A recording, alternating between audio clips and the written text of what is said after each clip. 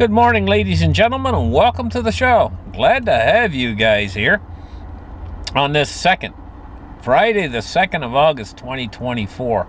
Thank you for tuning in. You know, sometimes when you wait for something to happen for so long, I mean, it just like it's never going to happen. It starts to seem like it goes on for years and years. You know it's got to happen. You advance forecast it happening way, way ahead of time. And then when it finally really does happen, you're in disbelief. Because it took so long and it didn't come when you expected it to happen. Well, this crisis, or the crisis that's going to turn the Fed and make them pivot, I've been forecasting this I was so far ahead on it that it didn't happen for so long. I'm kind of a little bit in disbelief that I think it's finally maybe starting now. Took a lot longer than I thought to get here, but I think it might be starting now. But we got other news to talk about here. Japan is crashing right now amid panic. And the Fed's way behind the curve. Now, remember a few months ago I told you that they passed that critical point that they have, I'm having a brain fart. It's on the tip of my tongue. I hate it when that happens. But the Fed has a critical point where they have to, it's a critical point, a junction point. And I knew that they were past that junction point already. And the economy was starting to turn down that they didn't expect it. It's almost like the whole thing that happened with Biden, you know, how expectations are different than what reality actually is, and then it hits you right in the face, sucko, like that first debate, you know.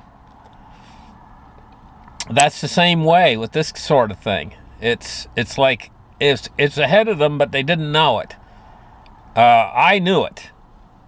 And now it's starting to catch up with them now. Finally, you know. But this is the whole thing, is the Fed's way behind the curve on all this. The economy's sinking much faster, and the rates are still high. So now Japan is hiking their rates, and they're causing a crash. I think actually it was waiting for a trigger. The whole thing was waiting for a trigger. You know? And so global selling carnage this morning as risk off extends worldwide. I think silver and gold right now are doing rather well, considering this carnage is going on right now. Sell everything. And it might get a heck of a lot worse. And this is the kind of thing the Fed really reacts to. Is if we get sudden, massive panic selling. This is what they really react to. They don't react. They haven't reacted. They've raised rates. They've done quantitative tightening. Everything you can think of. They haven't reacted. Because there hasn't been nothing to react to. The market's been going up. Why react to that? They're not going to react to that. They're going to react to this, what's happening now, starting to happen now. And maybe I'm a little bit, this might have to continue for a few more days for me to make sure that that's what this is. This is what I've been waiting for. This is what's going to turn the Fed. It'll take a few more days before, or maybe a week or two more before I'll get a handle on this thing. So far, it just could be a little correction. I'm not sure yet, and not completely sure about this situation just yet, because we're very early into it. But, you know, with Bank of Japan, it calls it an idiotic rate hike. And just as Japan's economy slumped back into contraction, an idiotic rate hike, well, look at what's happened with the futures. It's basically Now, we're going to talk about something else for just for a minute. We're going to get back to this later in the show, but we're going to talk about something else. The Harris campaign.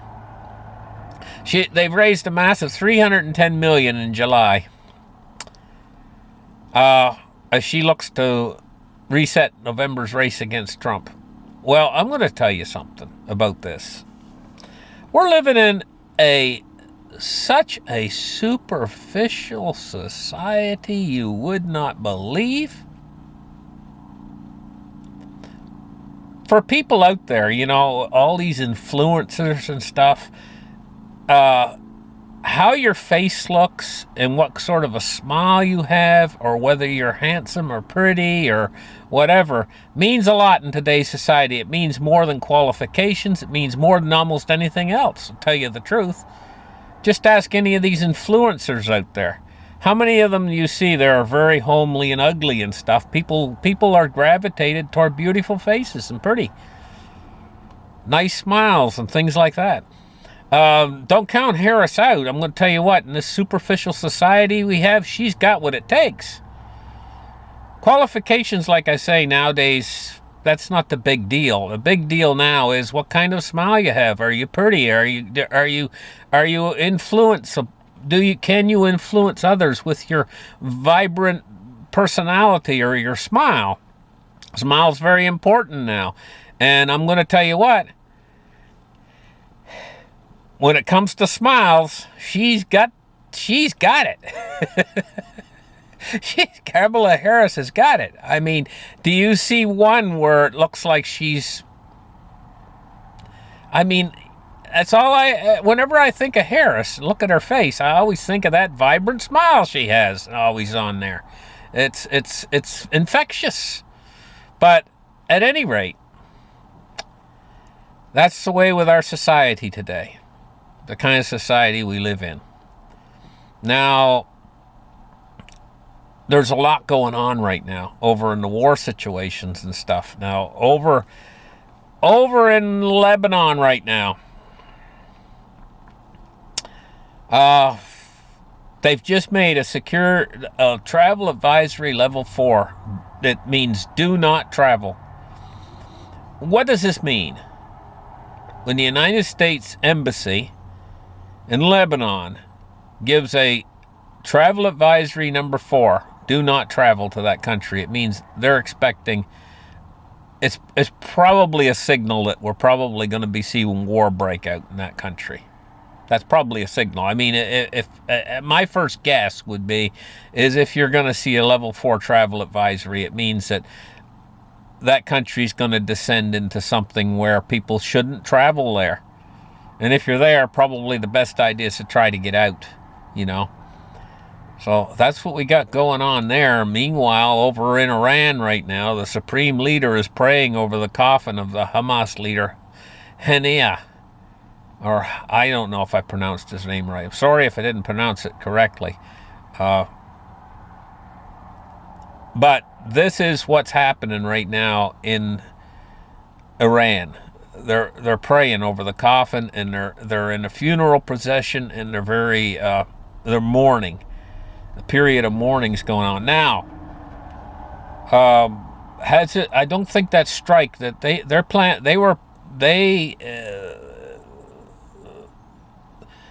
this is a tit for tat between countries on right now. And basically, I see that. My opinion is when you see a tit for tat between countries, and one country launches a bomb into the other country, blows people up and kills people, and then they decide they're going to get back at them, and they say, okay, we're going to launch a bomb back at you, and then launch a bomb. This is a precursor, as far as I'm concerned, to all-out war. It's what comes before all-out war, because what happens is the strikes end up getting bigger and bigger until the next thing you know, it's embroiled into an all-out war, and war's declared or whatever.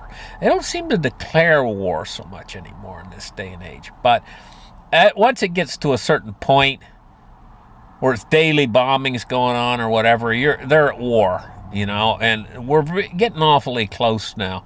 And let's see, I haven't been keeping up on it the best in the last day or so, but I think it's Iran's turn. in all this. Israel, let's see, how did it go? Iran took a turn, Israel took a turn, and Iran took a turn. Now Israel now back to Iran. I'm getting all confused. So much of this back and forth business, and which side's turn it is. But anyway, let's just put it this way: it's probably a precursor to all-out war, and that's not a good thing.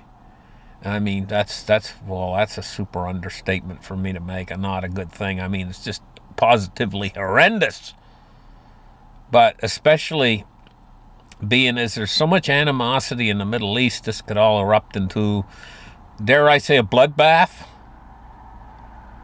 And the West get involved in this. The West is involved, deeply involved in all of this. Oil comes from the Middle East.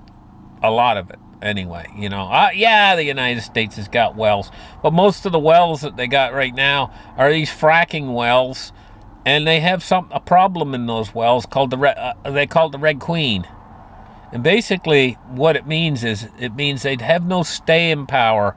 The fracking oil has no staying power. It's basically they go in, they take an old well that used to have a lot of pressure down there, used to have a lot of crude. Standard Oil pumped it all out years ago, and then they put down steam and hot pressure and everything else, and they revitalize the well, but it only lasts a year or two, and then it needs to be revitalized again before it can be pumped again. And the whole thing is like they're chasing their tail. They can't keep the wells pumping because they have to go over and redo a whole bunch of them and repressurize them and everything.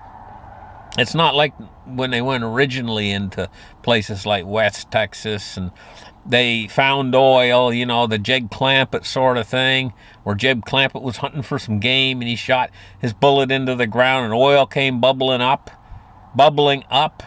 Well, that's not the way it is in the United States, but that's still the way it is in these countries in the Middle East. Oil comes bubbling up out of the ground, so it's an awful lot easier. They can cap off a barrel with a lot less price than our Western oil, which has to be steamed and high pressured and everything else. Costs a lot more per barrel. And so still the place for oil, the world's best oil, is Saudi Arabia and Iran and these countries that are under that enormous pool of oil that they happen to be so fortunate to live above. Just take a look at a city like Dubai, for instance. That city wouldn't be the city it is without all that oil there. It just so happened to be there, that huge pool. Well, there's other oil around the earth, like in Canada. Canada's got oil, but it's in sand. It's tar sand, and it costs a lot to get it out of the sand. But it's one of the biggest pools of oil on earth. One of the biggest. Right here in Canada, and it hasn't been tapped much. It's pretty near as big as the Saudi pool of oil, but it's a lot harder to get because it's trapped in sand. A lot of people don't know that. Now, what about Venezuela? They got a lot of oil, but it's tarry stuff that needs to be mixed with other oil to make it good, and stuff like that. So where's the best oil in the world? All the other places have problems. Like West Texas, it's now they have to go in and frack to get it, and do fracking, which is steam pressure and stuff. Canada here, they have to get it out of the sand, and so it's got a negative effect because it costs a lot to get it out of the sand. Venezuela, it's thick and tarry, but the best oil is in the Middle East. It still is, and it probably will continue to be. And so now if war breaks out in the Middle East big time, what do you think that's going to do to inflation? We're sitting on the edge right now, guys. We're sitting on the edge. The whole world is ready to collapse. But we got these problems. And these problems could make it all collapse. Now, what was this article here I had on? Now this is Maduro. Like they're talking about the crude oil. It's so thick and tarry. Here it is right here, and they got a lot of it. Now, what's happening there right now? Well, the the election protests over a stolen election, it says. And it says the goons crack heads. In other words, this is how, well, I'm going to tell you, this is how elections are decided if you start to lose democracy. We have to be careful in our countries that we don't follow this path of deciding elections, you know.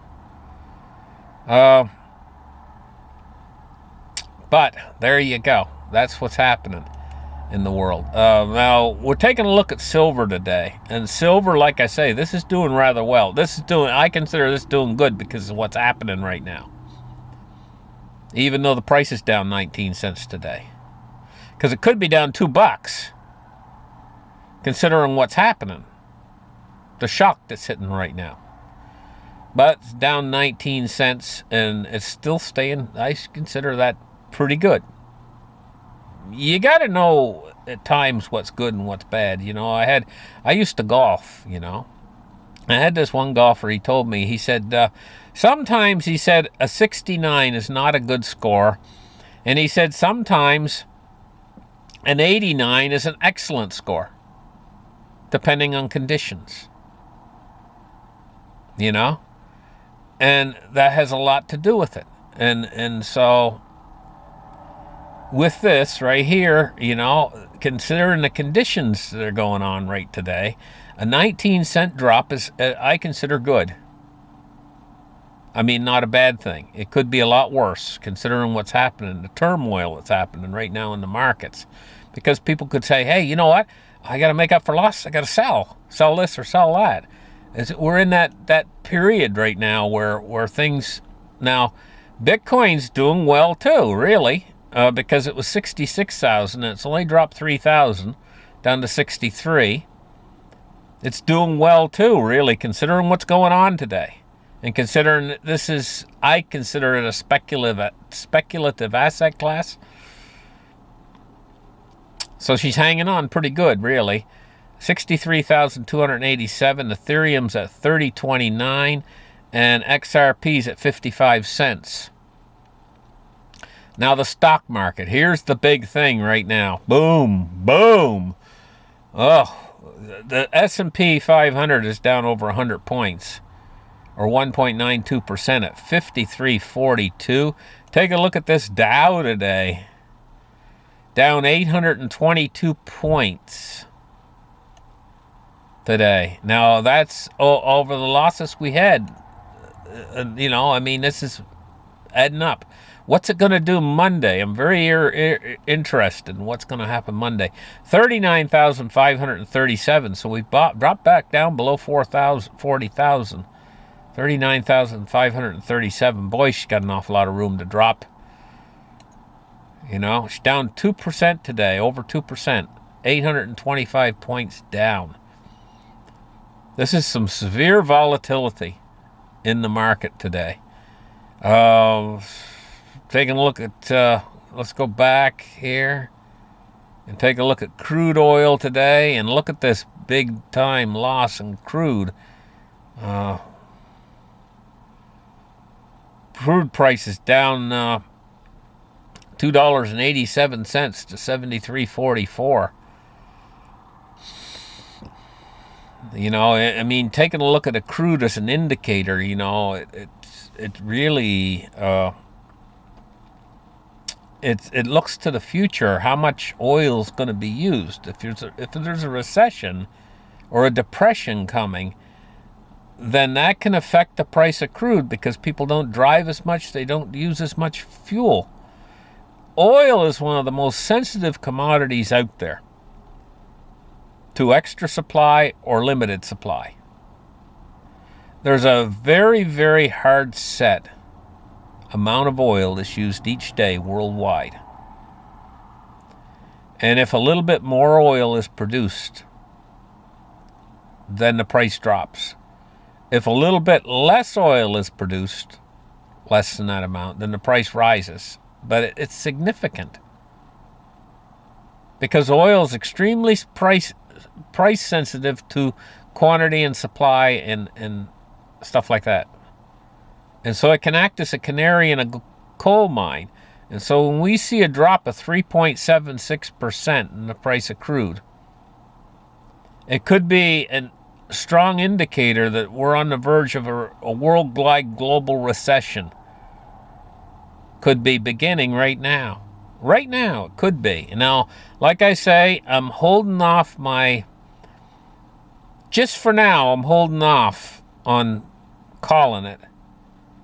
I want to wait and see what it does just a little bit longer, but this could be what we've been talking about for a long time happening, that'll turn and shift the Fed into the different get them to change gears. And I believe that they're going to change gears, and in a big way, but this is going to be the beginning of the end, I think, for the dollar when they do. Because we've got to that point where the dollar ain't going to take no more. People out there are just like now, they're getting to the point where I ain't saving in this stuff anymore. It's useless. I'm losing money every year I hang on to it. It'll become a hot potato. They won't want to hang on to it any longer. It'll hit their hands and they'll want to spend it and get rid of it as fast as they get it. And that's when people lose faith in the purchasing power in the currency. And that's when the hyperinflation really starts to set in. We've never really seen the acceleration phase yet into a hyperinflation. That always occurs ahead of a hyperinflation. We haven't seen the acceleration. All we've seen so far, and everybody is, even when it was occurring, people were saying, oh, hyperinflation. No, it wasn't hyperinflation. What you've seen so far is a little bit of 1970s style inflation. That's all you've seen so far. The acceleration phase into a hyperinflation is even worse than that. Double it, triple it. Just the acceleration phase. Then when you hit the real hyperinflation, then you'll know what real hyperinflation is. When you see prices going up 20% daily, it just never seems to stop, and your wages aren't keeping up. This is going to make everybody poor in the Western world. You know, unless you're holding a significant amount of something that's going in the opposite direction, like perhaps silver or gold, you know, while the currency is going down the toilet. And if people think this can't happen, they think, oh, the dollar's too big, it'll never happen, blah, blah, blah. No, it's happened before in the past. It's happened. In fact, the odds of it happening, the odds of a currency, a reserve currency like this, not happening are zero. It has to happen. It's going to happen. It's just hard to get your brain around it. It's just like aliens. For some reason, even though through the Drake equation we talk about aliens and everybody knows there must be aliens out there because of the Drake equation, stuff like that, right? But for some reason, it's something that's extremely hard to believe. And this is the way with talking about a hyperinflation. The reality of a hyperinflation is something that's hard to believe until it hits. And then you have to deal with it. And that's where we're heading to, you know. Bonds today. See, this is what tells me that this might be it. Is this bond market and these drastically falling yields today. It's just getting hammered today. Look at this. The 10 years dropped to 3.84. It's down 13 full basis points in one day. The U.S. 30 years down 12 basis points. Tells me that there's panic going on right now in the system. Will it clarify itself? Will this maybe dissolve and disappear and go back to normal in the next few days? Well, maybe it might. That's what I'm kind of waiting for. But will it get worse? It very well could get a lot worse from here, and very rapidly. And that's what I'm waiting to see too. So I'll have an awful lot better idea probably in a week or two from now how all this is going to pan out. you know. But it could be other things that we don't know about. Maybe got to do with the war theater and stuff. They can get information ahead of us. We might be also seeing something to do with that hasn't been announced yet. Maybe they have knowledge that we don't have. At any rate, but here we go, guys. Now the dollar index today is down 1.29. It's dropped over a penny today. So I'm seeing a lot of movement in the markets today. Something's up. I'm going to see how it pans out. But there's a lot of volatility going on right now. And things are up and down and it's not just the market moving, it's everything. There's something going on big time, I think. I think this might be the start. But I don't want to get caught with my pants down and say this is it. But this sure does look like something big. And I'll have more news about it, of course. As time progresses on this show, I get more news about exactly what's happening. Could be other extenuating circumstances more than just Japan. It could be something to do with this war. I'm not sure yet. Very interesting. Thank you guys for watching my show. Really appreciate my audience out there. You guys have a great afternoon. Bye-bye.